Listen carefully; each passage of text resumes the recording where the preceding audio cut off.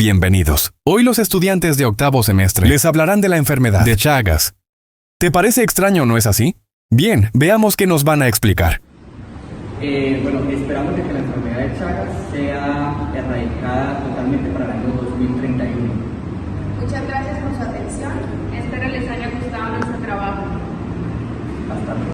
Bienvenidos, mi nombre es Karen Avendaño y siguiendo con la temática sobre las enfermedades zoonóticas, en esta ocasión vamos a hablar sobre la enfermedad del Chagas. La enfermedad del Chagas es una enfermedad parasitaria causada por el protozoario Trypanosoma cruzi, la cual presenta o representa un grave problema de salud pública en América Latina. Esta enfermedad se puede transmitir o principalmente se transmite por el vector conocido como pito, también se conoce como chinche. Al picar y al depositar las heces en la piel de la persona, cuando se rasca la persona, lo que va a hacer es que el tripanosoma va a ingresar al organismo. También se puede transmitir mediante transfusiones sanguíneas, donaciones de órganos, de madre a hijo o por contaminación en el alimento. Esta enfermedad presenta una fase aguda con síntomas como fiebre, hinchazón en el lugar, inflamación de los párpados y picazón, y una fase crónica que puede afectar principalmente años después.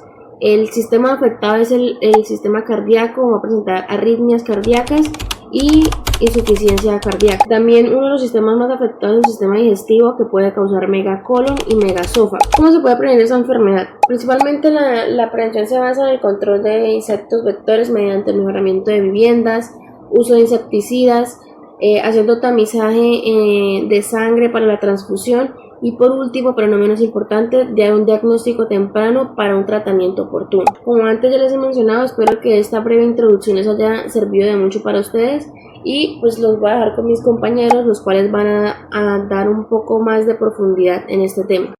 En el periodo patogénico vamos a tener en cuenta primero lo que es el vector, que es el transmisor de la enfermedad de Chagas. Se llama también como triatomino. Este vector transmite lo que es el agente, que es el Trypanosoma cruzi.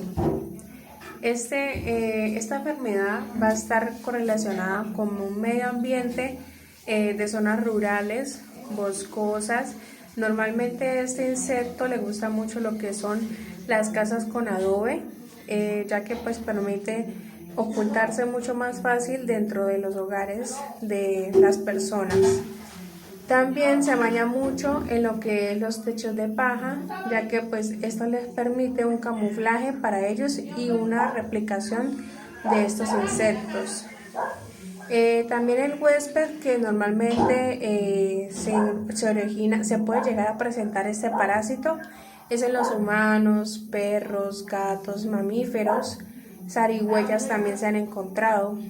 Entonces, normalmente este insecto lo contrae cuando consume la sangre. Al ser un insecto hematófago, el vector, cuando se alimenta un animal o una persona que tiene esta enfermedad, automáticamente el insecto va a ser portador de la enfermedad para contraérselo a demás personas o animales.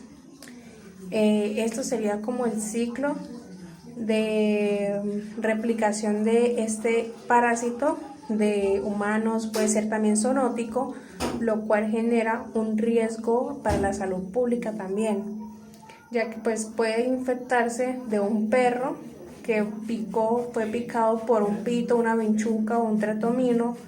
Un perro que estaba infectado infectó al insecto y luego este insecto se alimenta de un humano. Aquí es donde se encuentra el contagio zoonótico de animales a humanos. Debe ser siempre por medio de este vector, que es también conocido como triatomino, vinchuca o pito. Bueno, este sería el periodo prepatogénico, el agente donde normalmente se puede encontrar, y en los huéspedes. Dicen también que principalmente se puede presentar en lugares de bajos recursos, ya que pues normalmente la gente de bajos recursos donde vive en casas con paja o hechas de adobe, lo que aumenta los contagios en estas zonas endémicas. En el periodo patogénico vamos a encontrar primero lo que es la etapa subclínica. Para empezar hay que iniciar se debe iniciar con un estímulo, que es la picadura del tratomino infectado. Esto únicamente se puede transmitir si el tratomino picó a un animal o a un humano que estuvo infectado por la enfermedad de Chagas. Y al picar, este animal o esta persona se infectó también, lo cual va a ser transmisor de esta enfermedad para demás animales o humanos. En la etapa subclínica, primero, como sabemos, el tratomino, vinchuca o pito va a realizar como son la picadura y va a liberar las heces sobre la piel. El periodo de incubación dura aproximadamente 10 días. Cuando el insecto pica, se llena completamente, por eso hay gente que le llama al pito, se llena completamente como un pito y esto va también a defecar. Entonces el brote de las heces junto a la herida que generó el pito va a generar la inoculación del parásito por la herida, ya que el parásito se encuentra en las heces del insecto. Este periodo de incubación va a durar aproximadamente 10 días. Cuando ingresa el parásito a vía hematógena, van a llegar las células del sistema inmune, como lo es el macrófago. Este macrófago lo que va a ingerir es el tripomastigote, que es el parásito, como se llama el parásito cuando ingresa al torrente sanguíneo. Lo va a fagocitar, el sistema inmune va a pensar que lo eliminó, pero realmente lo que pasa es que el tripomastigote queda encapsulado, se replica dentro de la célula por fisión unicelular, y se va a replicar, formando lo que son amastigotes, que es la fase más inmadura del parásito dentro del macrófago. Cuando esta célula está completamente llena de amastigotes, la fase inmadura, va a ser una ruptura del macrófago, dañando por completo la estructura del macrófago y liberando los amastigotes al torrente sanguíneo. Esta cantidad de mastigotes va a viajar por sangre y va a convertirse en la siguiente etapa del parásito infestadora y se va a diseminar hasta llegar a los demás órganos para poder generar el daño. Cuando se diseminan los demás órganos es cuando empieza a llegar al corazón, que es el principal órgano donde va a generar daño, cardiomiopatías y demás. Dentro del periodo patogénico también encontramos lo que es la etapa clínica. Se va a dividir en dos partes, una etapa clínica aguda y una etapa clínica crónica. La etapa clínica aguda ocurre desde los 3 a 4 meses posinoculación del parásito. Esta va a generar sintomatología como fiebre, cefaleas, adenomegalias, palidez, mialgias, signos de romaña. Los signos de romaña únicamente se va a presentar, no es como tal, puede llegar, es un signo hepatoneumónico, pero únicamente no va a ocurrir en todos los casos, únicamente ocurre cuando las heces del parásito, digamos uno se untó la mano con restos de heces donde picó el insecto y se la frota por los ojos. Este contacto de las heces del parásito por la conjuntiva es lo que va a generar como tal la inflamación y la infección y va a producir como tal la inflamación del párpado. Eso se le llama como signo de romaña. Es un signo muy hepatoneumónico de esta enfermedad. Por otro lado tenemos lo que son los chagomas. En este caso, cuando el insecto pica y se genera la inoculación de las heces y genera pues el efecto inflamatorio e infeccioso en la zona de la picadura, se genera como especie de ojo de buey, que es un círculo súper distendido en la piel y se pone muy rojo. Este se le llama también chagoma y también es muy hepatoneumónico de la enfermedad. En las fases crónicas, esto va a ser de duración de más de 10 años. Hay personas que duran toda la vida sin saber que tenían la enfermedad, nunca se realizaron exámenes de sangre, nunca se hicieron como un seguimiento de pronto en la duda de que les picó algo y se fueron a revisar, sino que lo dejaron pasar. Esas personas nunca presentaron síntomas, son asintomáticas. Es que en la mayoría de los casos, ya cuando se dan cuenta es que tienen problemas cardíacos, insuficiencias cardíacas, cardiomiopatías, que es lo más común, y pues llegan hasta tal punto donde pues genera un paro cardíaco y hasta la muerte si no se trata a tiempo. Es primordial, en las fases crónicas es mucho más difícil tratarlo, ya que se generan daños irreversibles en los órganos, mientras que en las fases agudas es importante tratar inmediatamente los síntomas e investigar que sí sea enfermedad de Chagas, para poder tratarlo, ya que pues hoy día existen tratamientos que se le pueden manejar y en la mayoría de los casos más del 80% pueden llegar a ser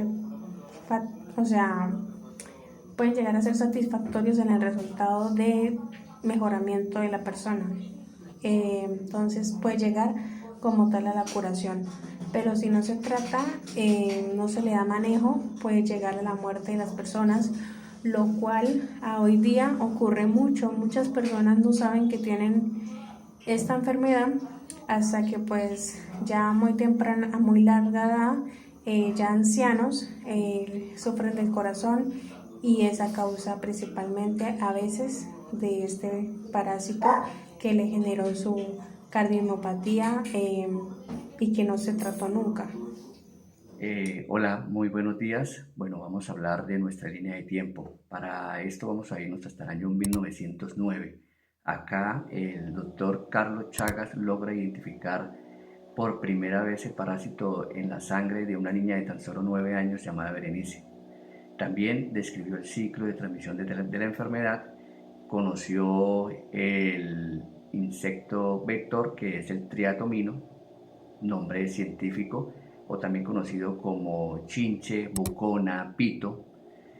Conoció animales reservorios y cómo afectaba esta enfermedad a las personas. Fue un descubrimiento único porque conoció toda la cadena en un solo estudio, algo que nunca se había visto en la historia de la medicina. Posterior a ello, vamos al año 1910. Al poco tiempo empezaron las primeras investigaciones para entender el impacto clínico y epidemiológico de la enfermedad. Se descubrieron síntomas agudos como la fiebre, como la inflamación, y se confirmó que podría haber una fase crónica silenciosa que podría estar afectando órganos vitales, como es el caso del corazón. Después del año 1910 vamos a viajar al año 1913.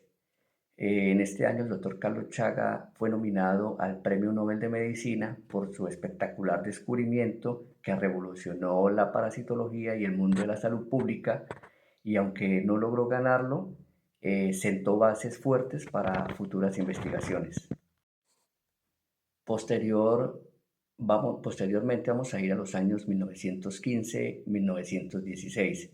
En estos años se avanzó comprendiendo cómo la enfermedad dañaba el corazón, con estudios detallados que lograron identificar la miocardiopatía chagásica, una enfermedad que inflamaba el músculo cardíaco causado por el parásito. Luego vamos a viajar al año 1917.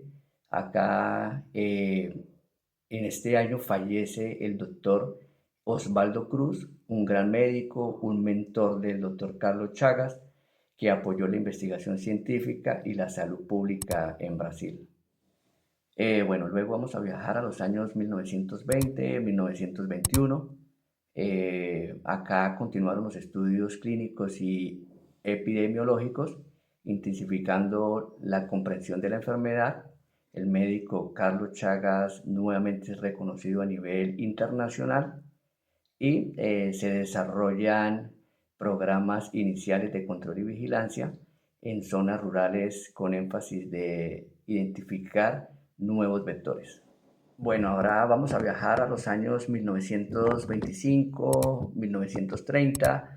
En estos años se intensificaron los esfuerzos para difundir el conocimiento de todo lo que ya se sabía sobre la enfermedad en toda América Latina y mejorar así un diagnóstico.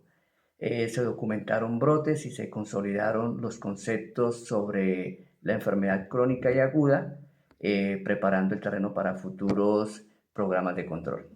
En los años 1940 y hasta el 1950 empezó algo que fue la expansión del conocimiento.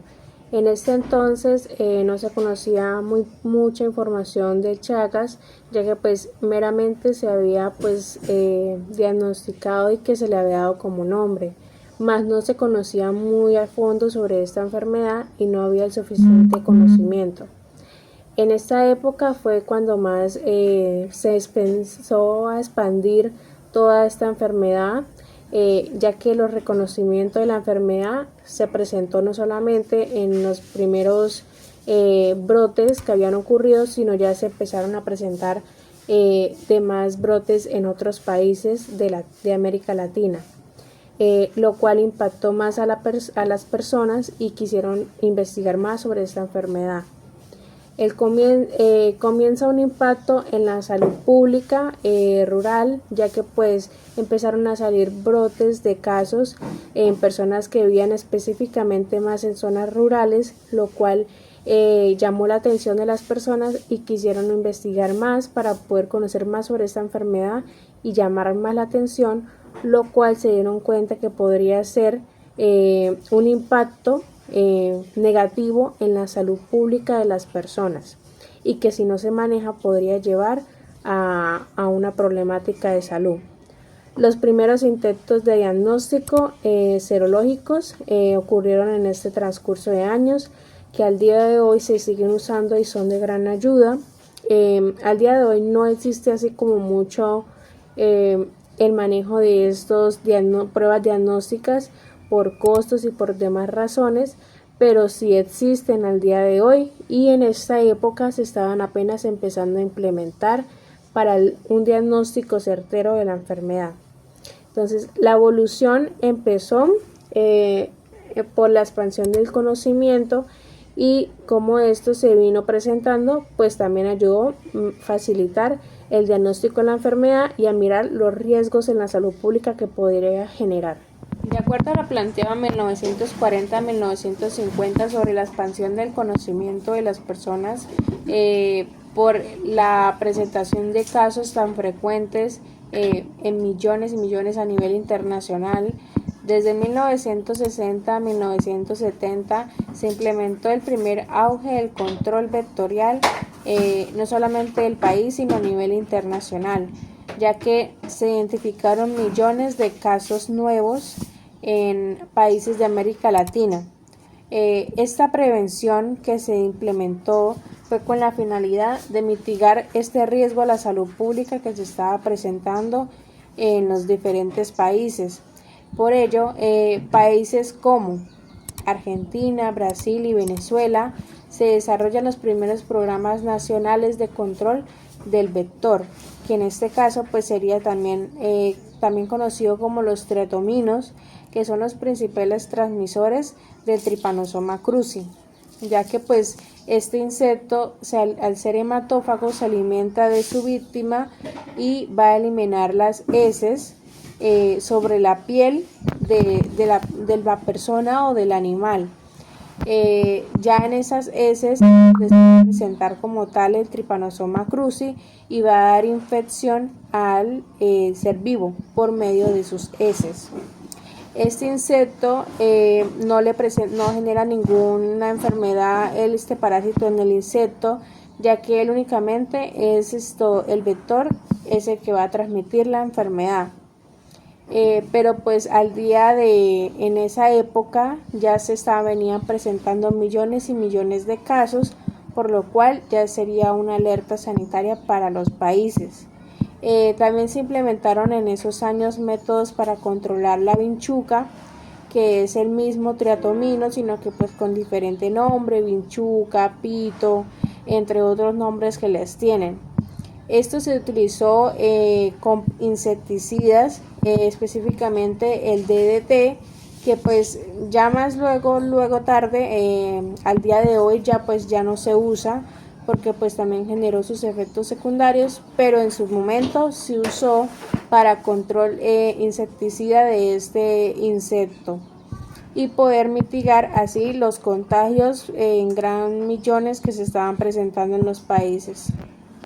Al igual que en el año 1960 y 1970 que se implementó el DDT para mitigar la vinchuca o pito, insecto que estaba transmitiendo el Trypanosoma cruzi, en los años 1970 y 1980 se empieza a usar un método de tratamiento, dentro de los cuales se encuentran el nifurtimox y el benznidazol. Aún son el único tratamiento fijo que se usa. No existe ningún otro tratamiento que se haya manejado hasta el momento, sino desde entonces, 1970-1980, es el único medicamento que se maneja para el tratamiento de la enfermedad de Chagas.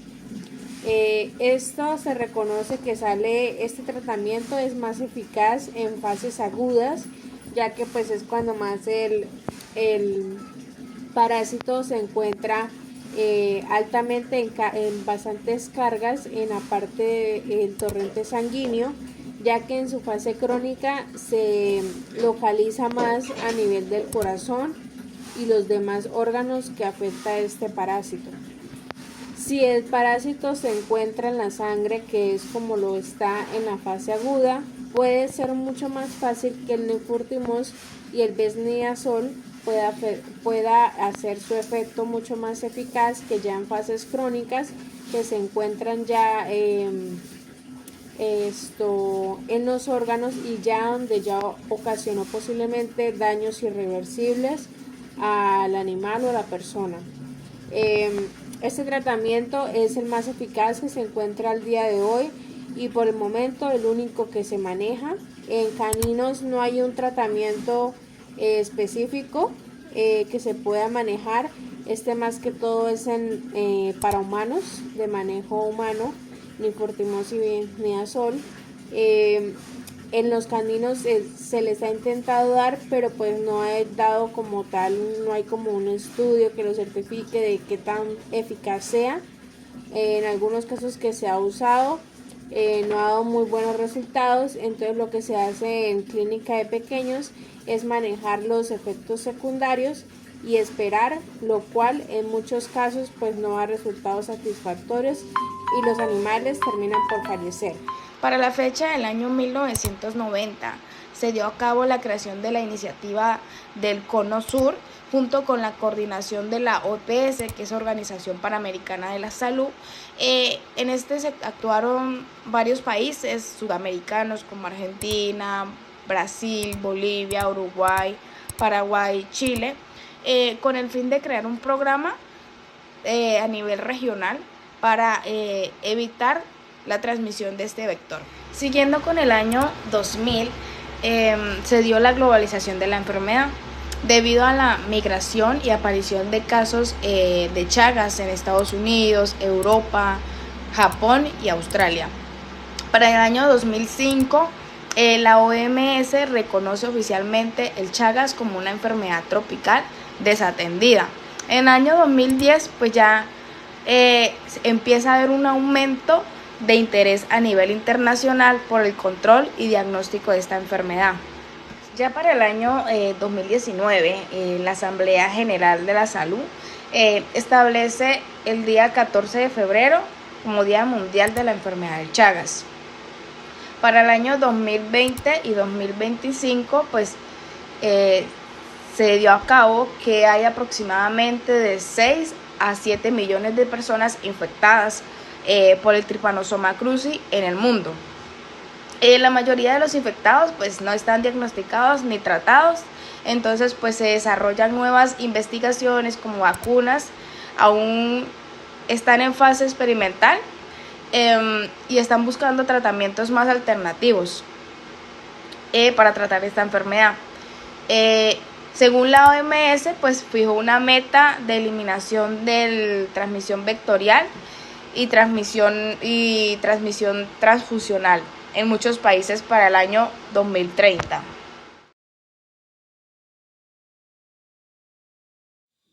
Bueno, ahora vamos a hablar un poco de la línea de tiempo de la enfermedad de Chagas en Colombia. Vamos a viajar a la década de 1947.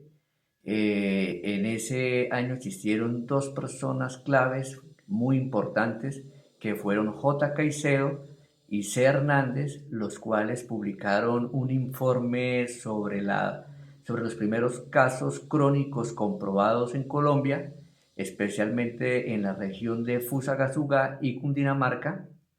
También adicionalmente en este año se liberó y se recomendó el primer insecticida Ganma de nombre hexaclorociclohexano como la primera alternativa de control contra los vectores de la enfermedad. Bueno, ahora vamos a viajar al año 2010. En este año, la Secretaría de Salud del Departamento de Santander notificó en junio del presente año la ocurrencia de un brote de Chagas agudo en un grupo familiar de 11 personas en el municipio de Aguachica, departamento del Cesar. Las personas se contaminan en una reunión familiar donde consumieron alimentos que estaban contaminados con las heces del triatomino. Posterior a eso, en el 2010, Colombia sigue avanzando en la lucha contra la enfermedad, con estudios importantes sobre la prevalencia en mujeres embarazadas en la región del Casanare, también acciones de tamizaje y tratamiento por la MSF en Arauca y la continuación de la vigilancia actual a nivel nacional y un estudio ecoepidemiológico en la Sierra Nevada de Santa Marta para entender la dinámica de la transmisión. Ahora vamos a ir al año 2019. En este año se evidenció un momento en el reporte de brotes de transmisión oral de la enfermedad, con 11 brotes y 85 casos confirmados entre el 2019 y 2021. Esta situación generó alerta debido a la letalidad estimada en un promedio anual de 8.4%. En este periodo se fortaleció el tamizaje en mujeres gestantes, más de 382.000 tamizajes realizados y 528 casos detectados, logrando disminuir la transmisión congénita, un logro clave en la salud pública colombiana. Bueno, ahora vamos a ir al año 2021. En este año Colombia avanza significativamente en la atención de la enfermedad al implementar la Ruta Integral de Atención en Salud. Esta estrategia integral lo que buscaba era mejorar la calidad de atención médica para las personas que estaban infectadas, abordando todos los desafíos que la enfermedad presenta, como lo es la fase crónica. Se lograron avances en la consolidación de la atención en salud y el acceso a los medicamentos para el tratamiento de la enfermedad. Introducción. Bueno, para nuestro estudio epidemiológico tomamos este artículo científico en el cual el objetivo de ellos pues, fue evaluar como tal los efectos del cambio de algoritmos y del diagnóstico serológico para la infección por Trypanosoma cruzi en Colombia.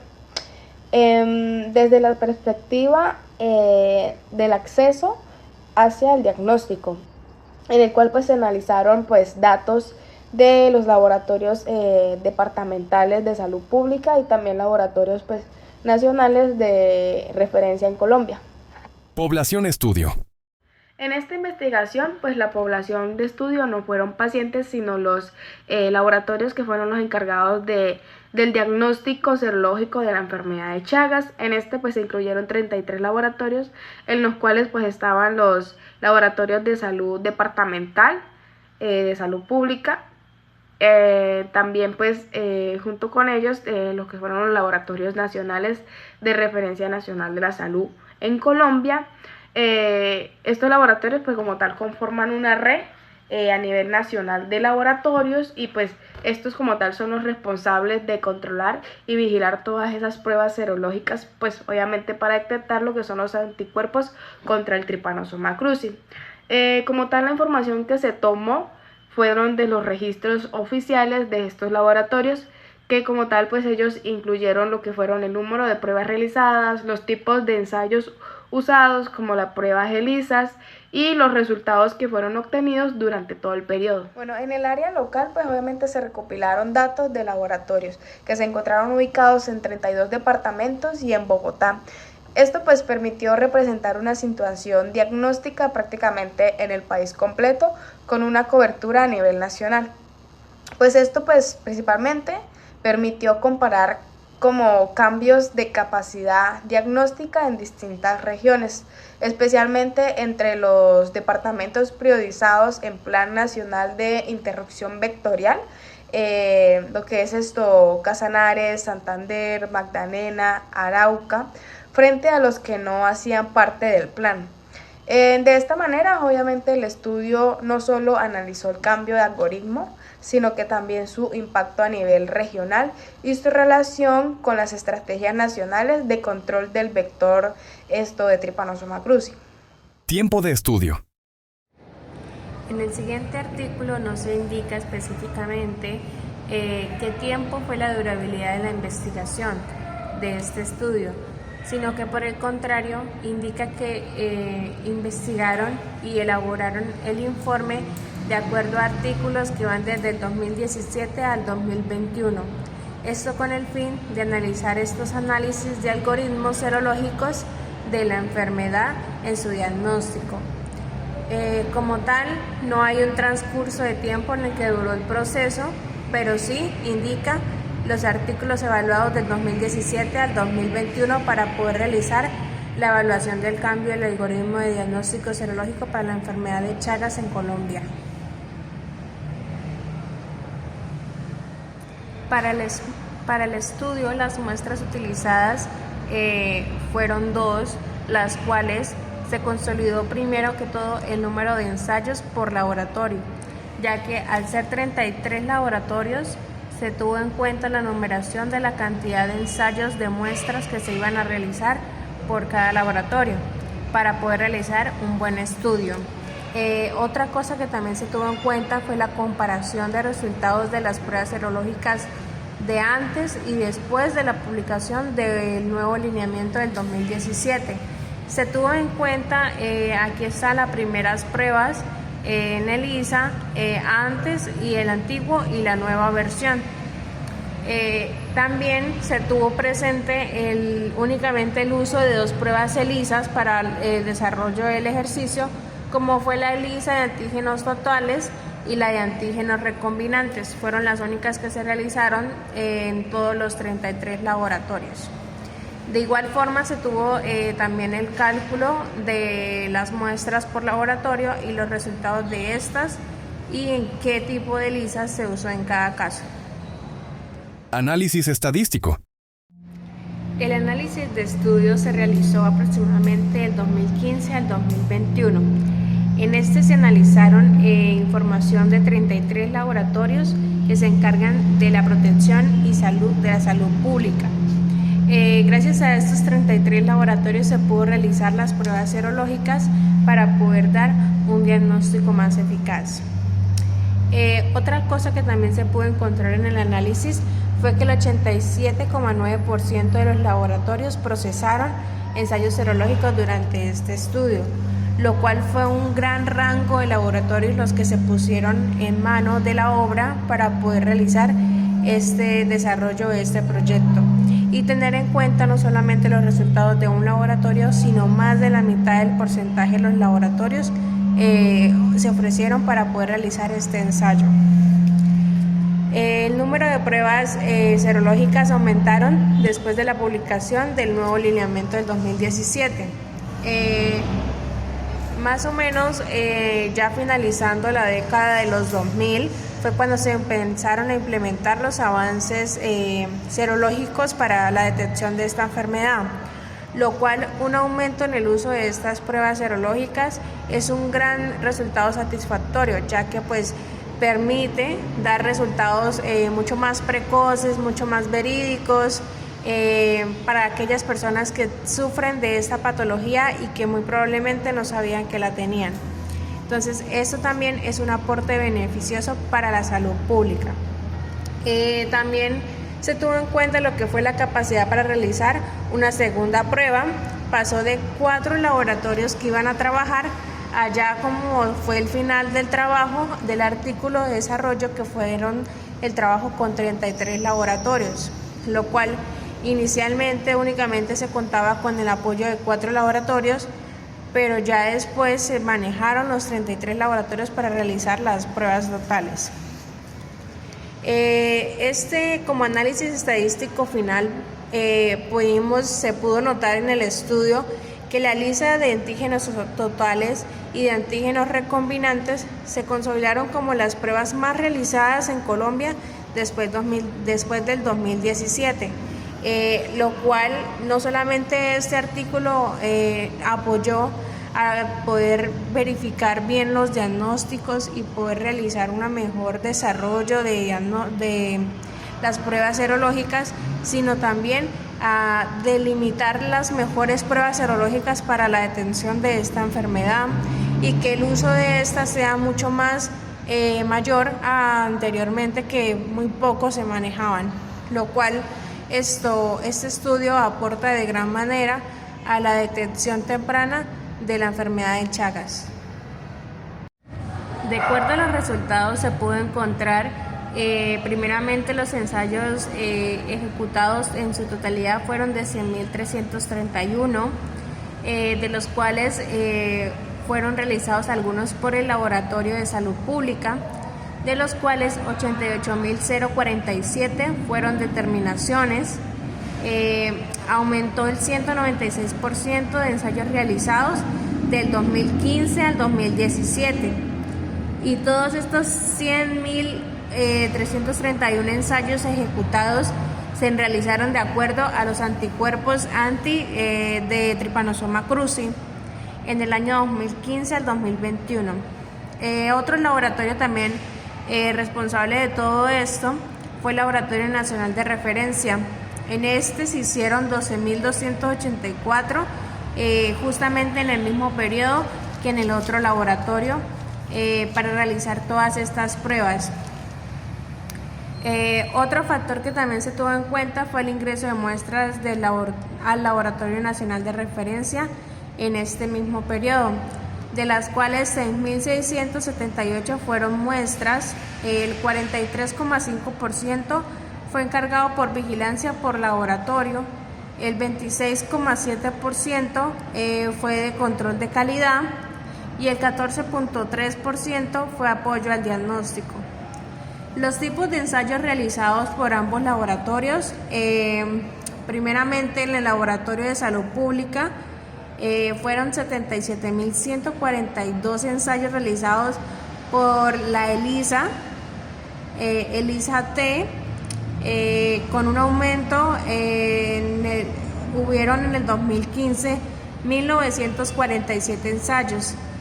A diferencia, aumentó muchísimo los rangos, ya que en el 2021 se realizaron 12.279 ensayos, prácticamente un promedio anual de 15.858 después del 2017. Entonces, como podemos ver, los resultados son alarmantes. Esto permitió un aumento impresionante en la realización de las pruebas ELISAs, lo cual nos da pues buenos resultados al momento de los diagnósticos. En el último caso, que fue donde se usaron los ensayos en el Laboratorio de Salud Pública, que hubo un gran incremento, se utilizó la ELISA-T, que pues también conocida como ELISA de antígenos totales, para poder realizar todo este tipo de pruebas para su diagnóstico. Dentro de los casos positivos, 19 de 33 departamentos como Colombia, con un 57,6% del 2017 al 2021, el total de muestras positivas en este país fue de 1.573 ensayos, lo cual genera altos índices de incidencia de este parásito en Colombia. Otro porcentaje de concentración de casos fue de 79.2%, aproximadamente 1.246 a 1.573 casos positivos en departamentos como Arauca, Cesar, Casanare, Boyacá, Magdalena, Cesar. La confirmación del Laboratorio Nacional de Referencia confirmó aproximadamente en 1963 pacientes diagnosticados positivos en el año 2015 al 2021, de los cuales el 46.5%, o sea 913 a 1963, fue realizado antes del cambio de algoritmo del diagnóstico. Después del cambio de algoritmo del diagnóstico fue aproximadamente el 33.5%, con aproximadamente 1.050 a 1963 casos después del cambio de algoritmo. El porcentaje de muestras positivas aproximadamente en los diferentes laboratorios fue de 3,15 en el laboratorio de salud pública y 29,4 en el laboratorio de referencia, lo cual nos indica que en el laboratorio de referencia fueron muchos más los casos positivos que en el laboratorio de salud pública. El 60,9% fue de los 6 departamentos donde más se presentaron los brotes de trypanosomiasis, como fueron los departamentos Como. Y estos departamentos también fueron los que llevaron más muestras a los 2 laboratorios para su diagnóstico. Fueron los que más llevaron muestras para poder dar un diagnóstico real, que dio como 60,9% de incidencia, como lo fue Boyacá, Santander, Casanare, Norte de Santander, Magdalena y el Guaviare. Hubieron otros departamentos, que también se presentaron, pero con muy pocas muestras, a diferencia de los otros países anteriores nombrados, como fueron el departamento de Vaupés, el Amazonas, Antioquia y Caldas. Como vemos, estos son los resultados que se pudieron diagnosticar en este estudio, lo cual nos indica principalmente que las pruebas ELISA son el mejor resultado que podemos tener para el diagnóstico precoz de esta enfermedad. Y también vemos mejores resultados en el nuevo algoritmo utilizado para la detección de estas enfermedades. También vemos que hay departamentos que se comprometieron mucho más en el desarrollo y realización de estas pruebas en los diferentes laboratorios, lo que nos indicaría también buenas respuestas. Y el laboratorio de referencia también muestra mejores porcentajes de positividad en los resultados de la enfermedad de Chagas. Muchas gracias.